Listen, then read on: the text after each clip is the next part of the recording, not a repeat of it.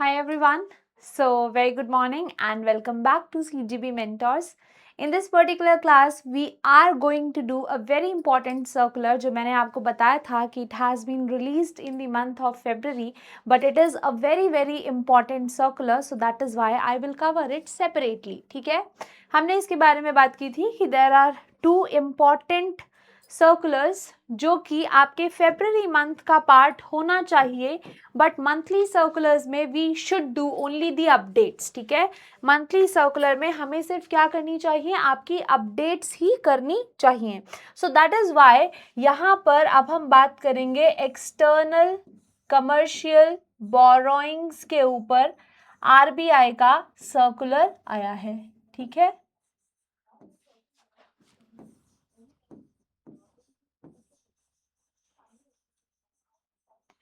इस पूरे फ्रेमवर्क के बारे में हम एक एक करके बात करने वाले हैं, हम इसके बारे में समझने वाले हैं.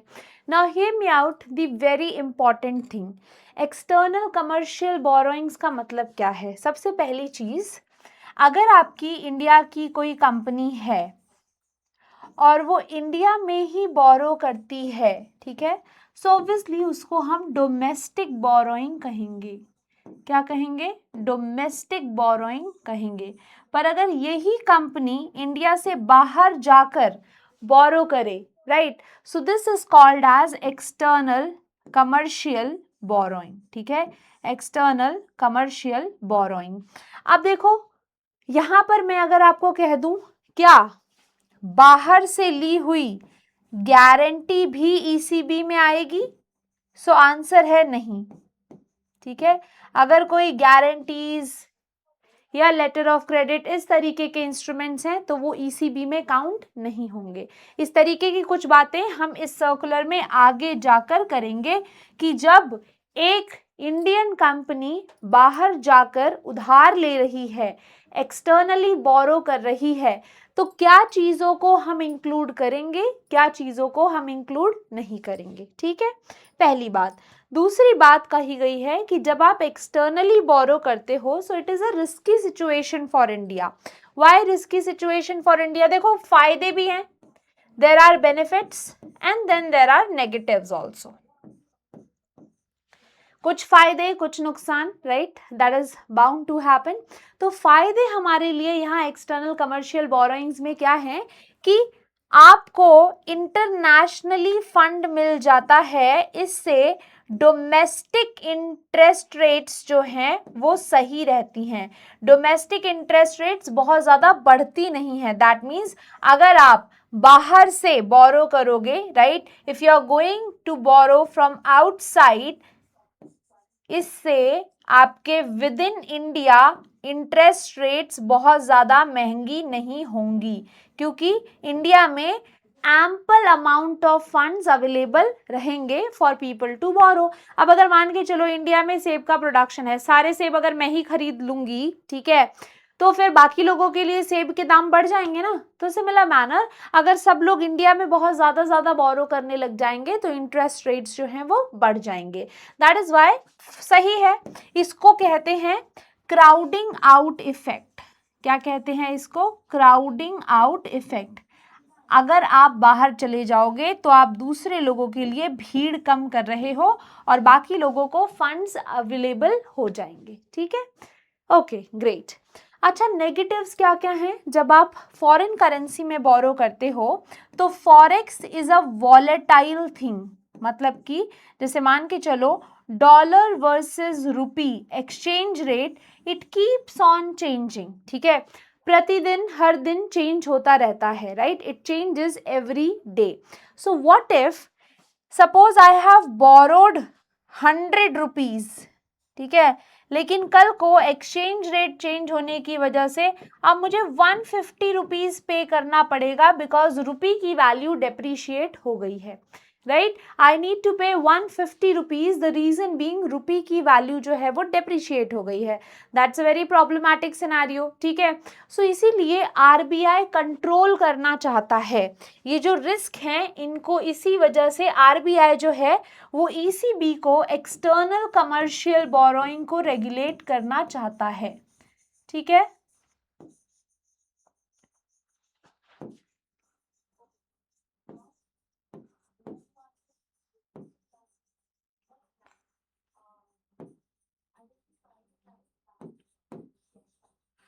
This is called as ECB। अब रेगुलेशन में देखो आरबीआई क्या क्या कहता है, दैट हु कैन बोरो, सबसे पहला सवाल कि कौन एक्सटर्नल कमर्शियल बोरोइंग ले सकता है, ठीक है भाई। फिर दूसरा सवाल, कितने समय के लिए, फॉर व्हाट ड्यूरेशन। देखो ज्यादा शॉर्ट टर्म बोरोइंग हमारे लिए अच्छी नहीं है, ठीक है, लॉन्ग टर्म सही है, क्योंकि लॉन्ग टर्म में आपको प्रोजेक्ट स्टैब्लिश करने का, उससे पैसा कमाने का समय मिल जाता है if you are borrowing.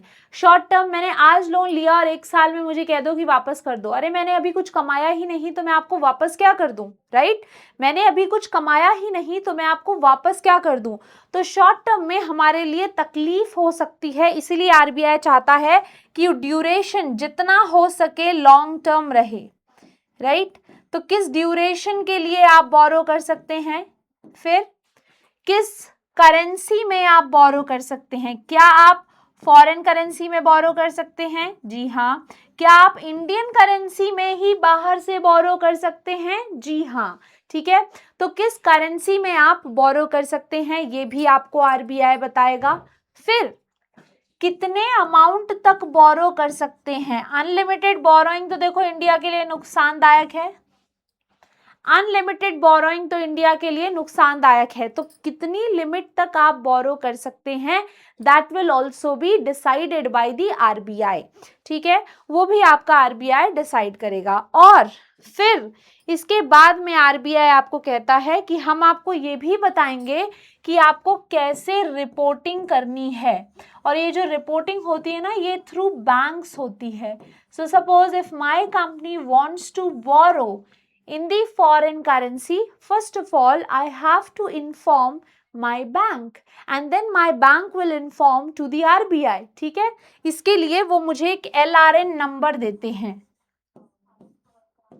Loan registration number, क्या देते हैं, बैंक मुझे एक लोन रजिस्ट्रेशन नंबर देता है, जिससे बैंक मुझे ट्रैक करता है कि भाई इस बंदे ने कितने पैसे लिए फॉरेन करेंसी में, ठीक है, कितना उधार लिया, am I regular with the repayment in interest etcetera, क्या मैं इंटरेस्ट वगैरह का रीपेमेंट टाइमली कर रही हूँ या फिर नहीं कर रही हूँ। तो ये सारी चीजें जो है आरबीआई रेगुलेट करता है, और इसके लिए आरबीआई ने निकाला है एक्सटर्नल कमर्शियल बोरोइंग फ्रेमवर्क, ठीक है, क्या निकाला है, external commercial borrowing framework. Now let us start and see what all RBI is saying, ठीक है, आइए देखते हैं। तो सबसे पहले तो बात ये कि बोरो कौन कर सकता है। देखो इंडिविजुअल्स का तो कोई भरोसा नहीं होता, ठीक है, आज बोरो किया कल गायब हो गए, ठीक है, इनको ट्रैक करना भी मुश्किल है। तो आरबीआई ने साफ साफ कहा है individuals are not allowed to borrow, any person resident in India, that means we are talking about company, ठीक है, कोऑपरेटिव्स, जो भी सेंट्रल या स्टेट एक्ट के अंदर रजिस्टर्ड हो वो ईसीबी ले सकते हैं, जैसे companies, corporations, LLPs etcetera, they may borrow the external commercial borrowing, ठीक है, मतलब कि आप एक इंस्टीट्यूशन होने चाहिए या तो सेंट्रल या स्टेट एक्ट के अंदर रजिस्टर्ड होने चाहिए, इंडिविजुअल्स को बोरोइंग नहीं देंगे। और सही भी है भाई, इनको मत दो, कल को ये इतना सारा पैसा बोरो कर लेंगे फॉरेन करेंसी में और उसके बाद भाग जाएंगे, ठीक है, so that is not something we want to have. Next is RBI कहता है कि अगर करंटली तुम एक कंपनी हो और तुम्हारे ऊपर इंसॉल्वेंसी की प्रोसीडिंग्स चल रही हैं या तुम्हारा रीस्ट्रक्चरिंग हो रहा है, रीस्ट्रक्चरिंग मतलब तुम काफी लॉसेस में थे, अब तुम्हारे स्ट्रक्चर में बदलाव किए जा रहे हैं कि कैसे तुम्हें प्रॉफिट में लाया जा सके, तो इस सिचुएशन में भी हम तुम्हें फॉरेन करेंसी लेना अलाउ कर सकते हैं अगर ये तुम्हारे प्लान में परमिटेड है। तो प्लान में मतलब कि जो लोग कोशिश कर रहे हैं कि तुम प्रॉफिट में आ जाओ, जिन लोगों ने तुम्हारे यहाँ पैसा लगाया है, if they are permitting in the plan that okay you can raise the external commercial borrowing, we will allow you. फिर बोरोवर्स जो अंडर इन्वेस्टिगेशन है, देखो इन्वेस्टिगेशन चल रहा है, अभी तक गिल्टी तो प्रूव नहीं हुए ना, so in that case also allow किया जा सकता है एक्सटर्नल कमर्शियल बोरोइंग्स, लेकिन अपनी सारी बातें आपको आरबीआई को बतानी पड़ेंगी इन द फॉर्म ECB1, ठीक है। सारी चीजें कि क्यों बोरो कर रहे हो, क्या बोरो कर रहे हो, क्या केस चल रहा है, ठीक है, कब रिजॉल्व होगा, करंट अपडेट क्या है, everything you need to inform. अच्छा, कहाँ से उधार आप ले सकते हैं, कहाँ से उधार आप ले सकते हैं? आप बोरोवर हैं जो कि इंडिया में बेस्ड हैं। अब फॉरेन में आप किससे उधार ले सकते हैं? फॉरेन में आपके चाचा ताऊ का बेटा थोड़ी बैठा है, ठीक है, वहां पर आप किससे उधार ले सकते हैं? So any person resident outside India, ठीक है, नॉन रेजिडेंट, वो आपको दे सकते हैं। अच्छा, हमारे इंडिया की कोई बैंक है, उसकी ब्रांच है, मान लो SBI की ब्रांच है दुबई में, वहां से आप ले सकते हैं, ठीक है। गिफ्ट सिटी में कोई बैंक है, मान लो एक जापानीज बैंक है, उसकी ब्रांच है गिफ्ट सिटी में, वहां से अगर आप कोई लोन ले रहे हैं तो वो भी एक लेंडर माना जाएगा और इसको हम एक्सटर्नल कमर्शियल बोरोइंग ट्रीट करेंगे। तीसरी बात आपसे कही गई है, करेंसी ऑफ बोरोइंग क्या हो सकती है? कोई फॉरेन करेंसी, ठीक है। क्या आप इंडियन करेंसी में भी बोरो कर सकते हैं बाहर से? बिल्कुल कर सकते हैं, राइट, दैट इज अलाउड। ये तो अच्छा ही है, हम एक्सचेंज रिस्क से बच जाएंगे, right, we will be prevented from the exchange risk, कोई नुकसान नहीं होगा ऐसा, ये तो वैसी बात हो गई, नहीं कुछ भी आपका कॉस्ट नहीं लगा, right, and you are getting all the benefits. तो हाँ ठीक है, कोई इंडियन रुपी में अगर हमें बाहर का बंदा पैसा देने के लिए तैयार है, so we will take it up, right, कोई दिक्कत की बात नहीं है। अच्छा, पहले मैंने डॉलर में लोन लिया और फिर मुझे लगा कि अब ये डॉलर के लोन को मैं येन में कन्वर्ट करवा लूं, बिल्कुल आप करवा सकते हैं। एक फॉरेन करेंसी से दूसरे फॉरेन करेंसी में कन्वर्ट करवा सकते हैं, फॉरेन करेंसी से इंडियन रुपीज में, इंडियन रुपीज से फॉरेन करेंसी में, ठीक है। मैंने शुरुआत में लोन लिया था डॉलर्स में, now I want that loan to be converted into Indian rupees. सो अगर मेरे और लेंडर के बीच में ये बात फाइनल हो गई है तो आरबीआई इस चीज में रोड़ा नहीं बनेगा। आरबीआई विल बी लाइक, हम तो परेशान नहीं करते किसी को भी, ठीक है, आप चेंज करना चाहते हैं आप बिल्कुल चेंज कर सकते हैं, okay. Now let's talk about forms of borrowing. देखो, फॉर्म्स ऑफ बोरोइंग में आपको क्या कहा गया है, आपने कमर्शियल बोरोइंग करनी है। बोरोइंग का मतलब ही दोस्तों क्या होता है कि मैं समय आने पर प्रिंसिपल भी रीपे कर दूंगी और इंटरेस्ट भी रीपे कर दूंगी, यही बोरोइंग होती है। इस तरीके की बोरोइंग में ECB में आप फॉरेन करेंसी कन्वर्टेबल बॉन्ड्स या फॉरेन करेंसी एक्सचेंजेबल बॉन्ड्स के थ्रू भी पैसा रेज कर सकते हैं। बॉन्ड्स क्या होते हैं दोस्तों? Bond is a form of borrowing, ठीक है। बॉन्ड क्या है? Bond is a form of borrowing, ठीक है। फॉरेन करेंसी कन्वर्टेबल बॉन्ड्स मतलब आज आपने पब्लिक से या बाहर के देश में पैसा रेज किया है फॉरेन करेंसी में, आप उनको कह रहे हैं कि आज आप मुझे ये पैसा दे दो, जब मैच्योरिटी आएगी उस टाइम पर ये आपका पैसा मैं इक्विटी शेयर्स में कन्वर्ट कर दूंगा, ठीक है। ए लिमिटेड ने ये पैसे बॉन्ड्स रेज किए हैं। ए लिमिटेड कह रही है कि जब समय आएगा मैच्योरिटी का तो उस टाइम पे मैं आपको इक्विटी शेयर्स दे दूंगा ए लिमिटेड के। ये तो है foreign currency convertible bonds. Foreign currency exchangeable bonds क्या होते हैं? यहां पे मान लीजिए ए लिमिटेड ने बॉन्ड्स रेज किए। बॉन्ड रेज करने का मतलब क्या होता है? पब्लिक से पैसा उधार लिया और फिर पब्लिक को कहा कि जब मैच्योरिटी आएगी तब मैं आपको इक्विटी शेयर्स दे दूंगा बी लिमिटेड के। मतलब कि पैसे तो आप मुझे दे रहे हो लेकिन जब मैच्योरिटी आएगी तब मैं आपको दूसरी कंपनी के इक्विटी शेयर्स दे दूंगा। This is called as exchangeable bonds. पैसे आप ए लिमिटेड को दे रहे हो, ए लिमिटेड इज प्रॉमिसिंग कि मैं बदले में आपको दूसरी कंपनी के इक्विटी शेयर्स दे दूंगा। So this is called as foreign currency convertible bond and foreign currency exchangeable bonds, ठीक है। ये दोनों ही आपके एक्सटर्नल कमर्शियल बोरोइंग्स में आते हैं, ठीक है। दोनों आपकी एक्सटर्नल कमर्शियल बोरोइंग्स में आते हैं। अच्छा, 2007 के बाद अगर आपने प्रेफरेंस शेयर्स या डिबेंचर्स, ठीक है, ये इशू किए हैं और किसी फॉरेनर ने पैसा लगाया है, मतलब किसी फॉरेनर ने आपको उधार दिया है अगेंस्ट दीज टू इंस्ट्रूमेंट्स, ठीक है, तो हम इनको ईसीबी मानेंगे, मतलब कमर्शियल बोरोइंग मानेंगे अगर ये कन्वर्टेबल नहीं है इक्विटी शेयर्स में, या तो फुली कन्वर्टेबल नहीं है या मैंडेटरली कन्वर्टेबल नहीं है। फुली कन्वर्टेबल मतलब कि मान लो सिर्फ 50% कन्वर्टेबल है, तब भी ये एक्सटर्नल कमर्शियल बोरोइंग माने जाएंगे, और अगर ये बिल्कुल भी कन्वर्टेबल नहीं है तब तो माने ही जाएंगे, right. So this is what preference shares, debentures treated as external commercial borrowings, ठीक है। अच्छा, कुछ ऐसे आइटम्स हैं जिनको हम एक्सटर्नल कमर्शियल बोरोइंग्स नहीं ट्रीट करेंगे, जैसे कि trade credit.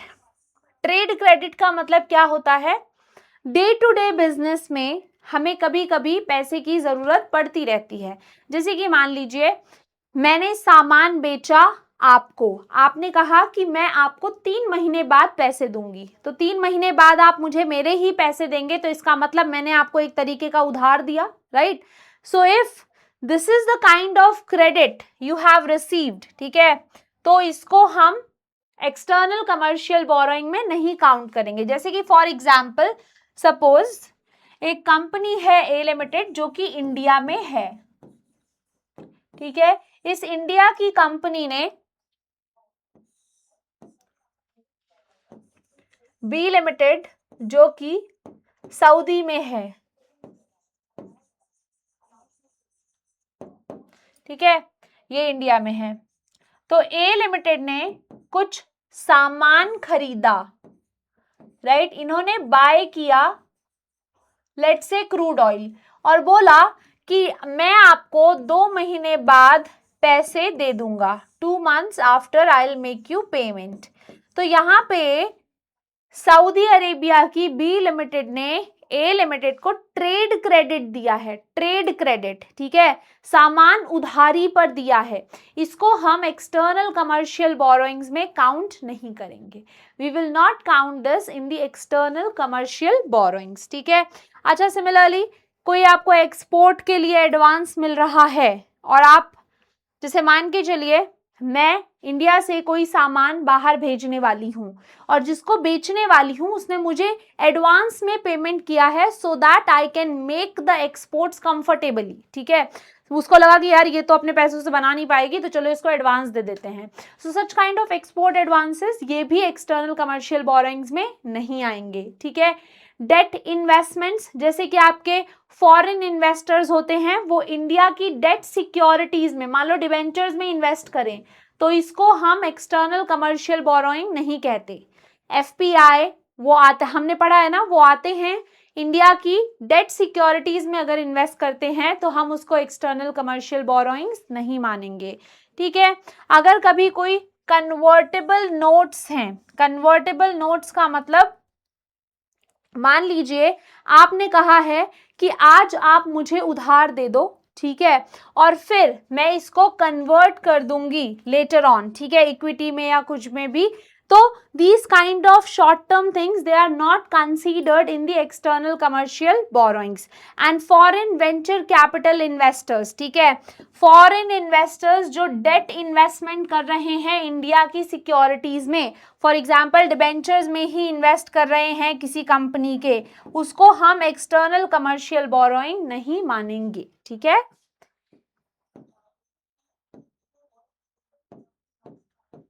Debentures and all में इन्वेस्ट कर रहे हैं तो इसको इन्वेस्टमेंट मानेंगे, आज आ रहे हैं कल चले जाएंगे, ये कोई कॉन्ट्रैक्ट करके थोड़ी आ रहे हैं कि 3 साल तक तुमको पैसा दे के रखेंगे, 4 साल तक तुमको पैसा दे के रखेंगे, नहीं, आज आ रहे हैं इन्वेस्ट कर रहे हैं चले जाएंगे, राइट।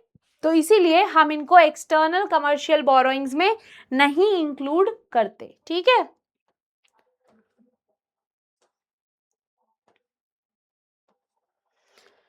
नाउ कितना आप बोरो कर सकते हैं, लिमिट 1 कहती है $1 बिलियन तक या फिर 300% ऑफ योर नेटवर्थ, ठीक है, 300% ऑफ योर नेटवर्थ या $1 billion, okay.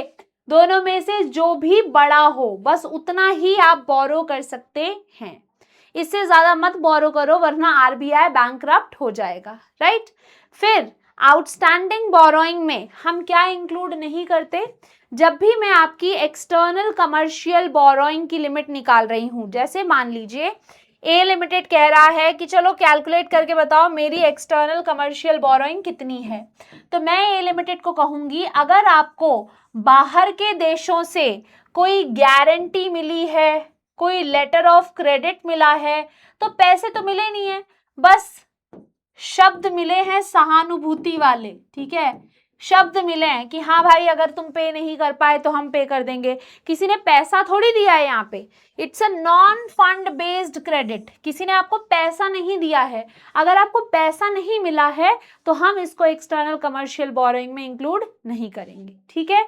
Funds raise through issuance of securities which are mandatorily convertible to equity, ठीक है, अगर आपने कोई ऐसी सिक्योरिटी इशू की है जो इक्विटी में कन्वर्ट होगी ही होगी, ठीक है, होगी ही होगी, तो उसको हम इंक्लूड नहीं करेंगे आपकी एक्सटर्नल कमर्शियल बोरोइंग में। ऐसी कोई सिक्योरिटी जो इक्विटी में कन्वर्ट होगी ही होगी, इसको हम एक्सटर्नल कमर्शियल बोरोइंग में इंक्लूड नहीं करेंगे, ठीक है। ये बात आ गई आपको समझ में? अच्छा, मैच्योरिटी पीरियड देख लेते हैं।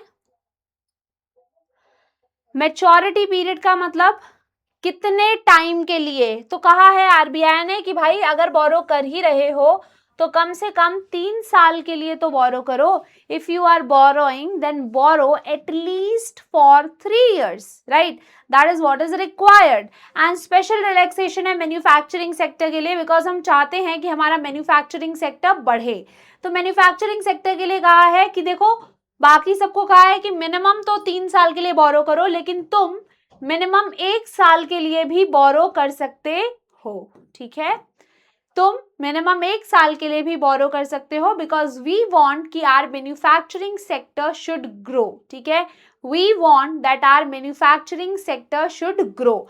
सो outstanding amount of such ECBs shall not exceed $150 million, बाकी लोगों के लिए $1 billion।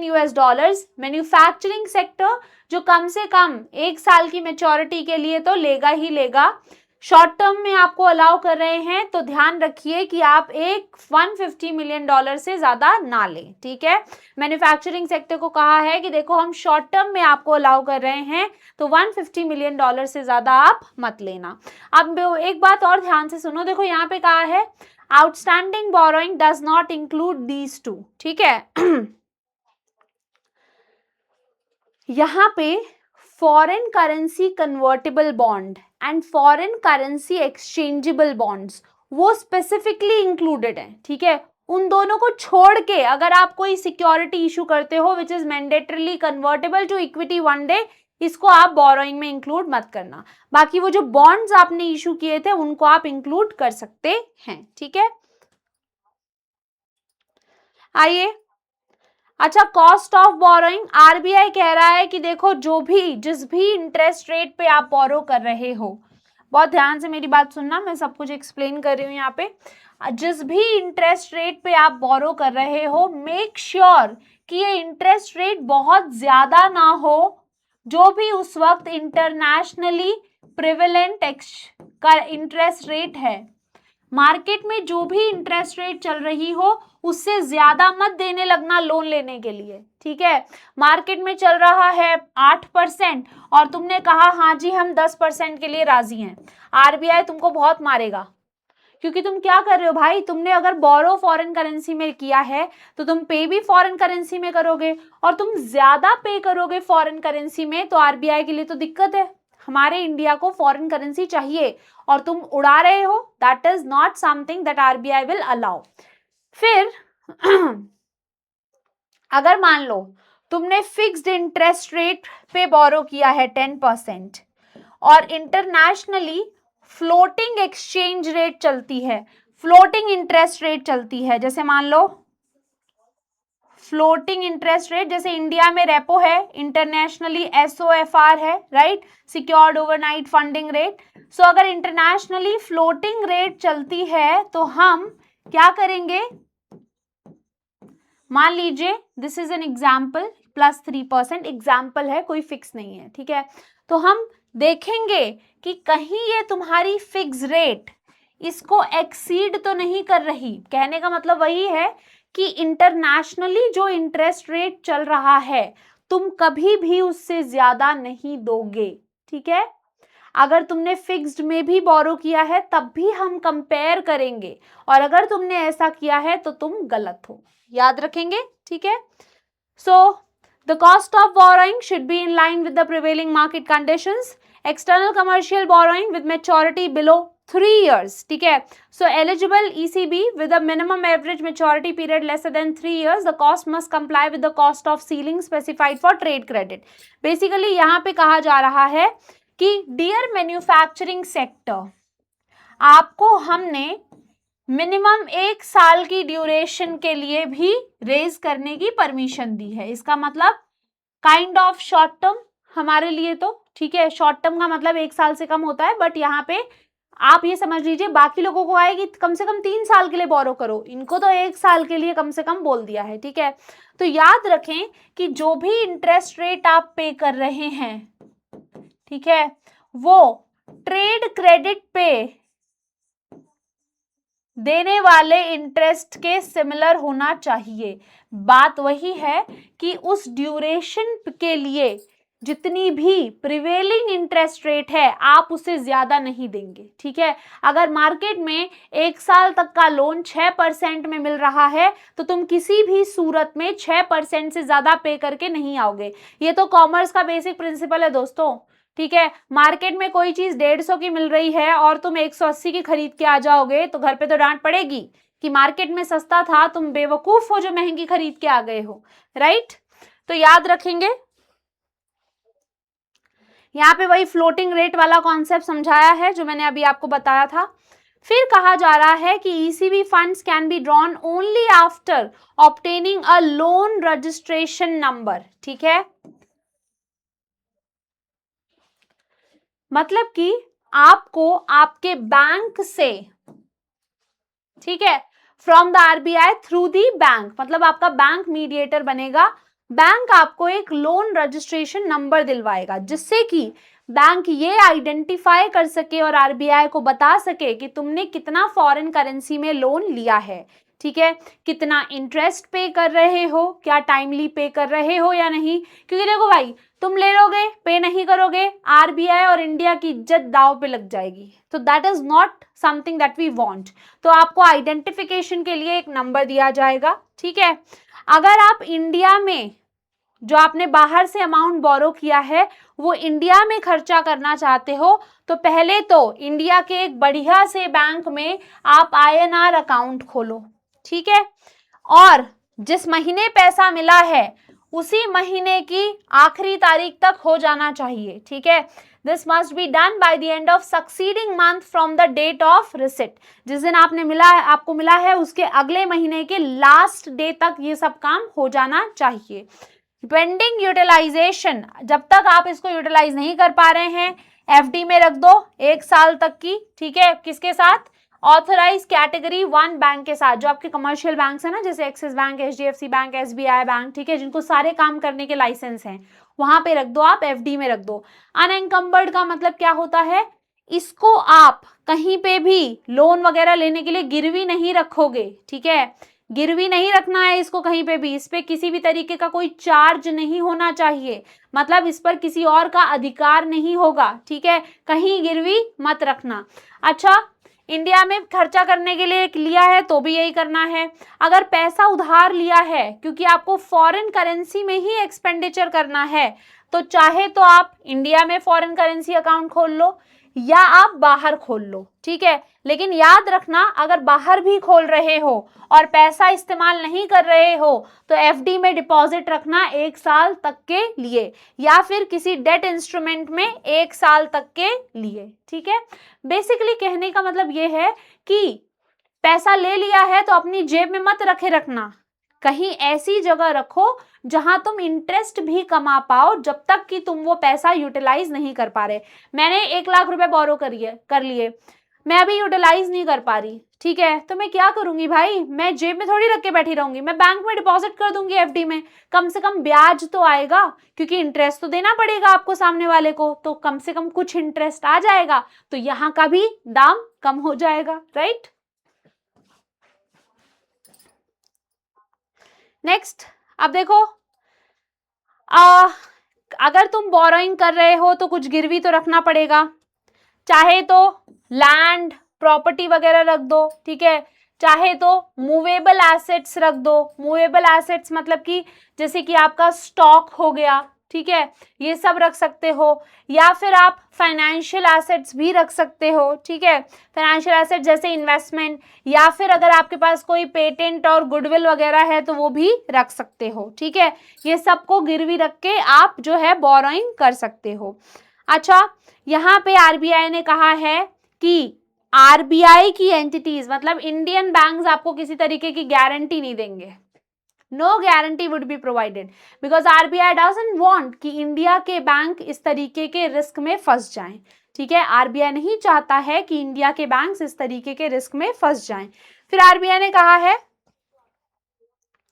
रीफाइनेंसिंग। रीफाइनेंसिंग का मतलब क्या है, देखो दोस्तों, मान लो मैंने बोरो किया था एक लोन, मैंने $500 मिलियन उठाए थे 3 साल के लिए, 2 साल के लिए मान लो, ठीक है, अब मैं चाहती हूं, अभी तक मैंने इसमें $100 मिलियन पे कर दिए हैं, ठीक है, अब इसको कितना बचा है, अभी $400 मिलियन बचा है,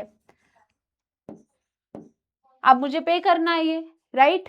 तो इसको पे करने के लिए मैंने दूसरी बोरोइंग की, इसको पे करने के लिए मैंने दूसरी बोरोइंग की ताकि मैं इसको पे कर सकूं, बट आरबीआई कह रहा है कि याद रखना तुम्हारा जो मैच्योरिटी पीरियड है वो 3 साल से एक्सीड नहीं करना चाहिए।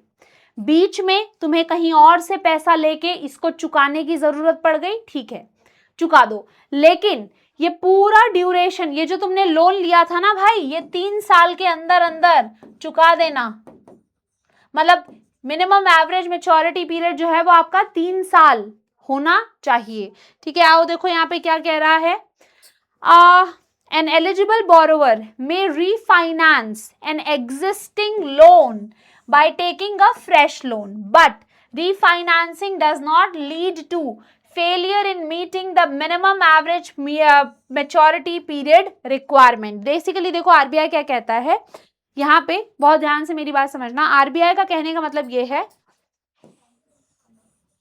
इस एग्जाम्पल को रिफ्रेज करना पड़ेगा बिकॉज अदरवाइज आप लोग कंफ्यूज हो जाएंगे, अभी मेरी बात ध्यान से सुनिएगा।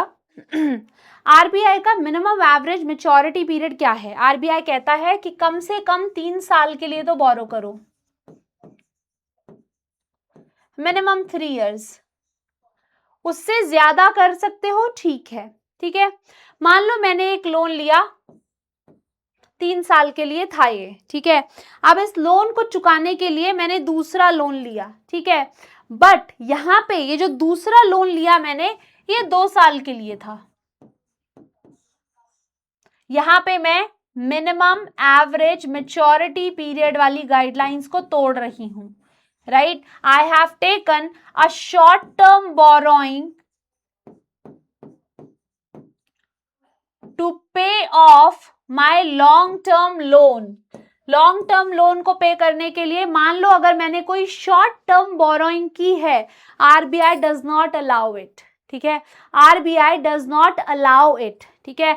अगर आपने कॉम्बिनेशन ऑफ छोटे छोटे लोन लिए हैं टू पे दिस, तब आरबीआई क्या करेगा, इन सबकी एवरेज मैच्योरिटी निकालेगा और बोलेगा don't you dare to take a short term loan, the reason being short term हमारे लिए रिस्की है, शॉर्ट टर्म हमारे लिए रिस्की है। अगर आपने कॉम्बिनेशन ऑफ छोटे छोटे लोन लिए हैं टू पे of a bigger loan, RBI will say हमारे लिए शॉर्ट टर्म रिस्की है, और आप शॉर्ट टर्म में बोरो नहीं करेंगे एक लॉन्ग टर्म लोन को पे करने के लिए। दैट इज दी कंडीशन, ठीक है। फिर अगर आपको ये निकालना है कि मुझे लोन में कितना पैसा वापस करना है, ठीक है, तो कह रहे हैं कि एक्सचेंज रेट उस दिन की लो जिस दिन कन्वर्जन करना है।